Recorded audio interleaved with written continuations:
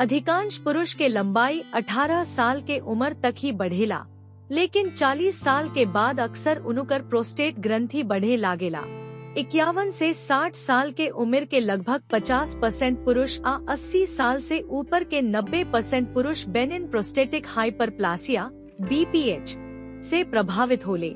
BPH के इलाज खातिर पहला विकल्प बा जीवन शैली में बदलाव, व्यायाम, पेशाब के टपकल रोके, अवुरी शाम के समय ज्यादा तरल पदार्थ के सेवन से बचे।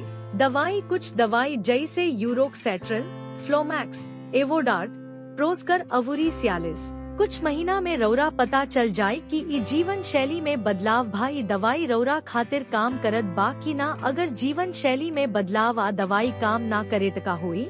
जब ई इलाज BPH के लक्षण के इलाज में कारगर ना होखे, अगर बढ़ल प्रोस्टेट ग्रंथि के कारण मेडिकल मुद्दा हो रहल होखे, जैसे कि पेशाब के संक्रमण, तो सर्जरी सबसे नीक विकल्प होला। BPH खातिर कवन सर्जरी सबसे बढ़िया बा? प्रोस्टेट के ट्रांसयूरेथ्रल रिसेक्शन (TURP) BPH खातिर एगो जानल मानल सर्जिकल तरीका हवे। यह प्रक्रिया में मूत्र ट्यूब के माध्यम से प्रोस्टेट में रिसेक्टोस्कोप, पतली ट्यूब डालल जाला।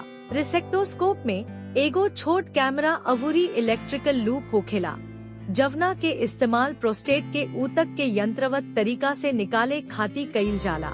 लूप से गर्मी भी पैदा होखेला, जवन की खून के नली के जल्दी बंद कर देवेला। TURP लगभग 90 मिनट के होला। एकरा के लोकल भा जनरल एनेस्थेसिया के तहत कईल जाला।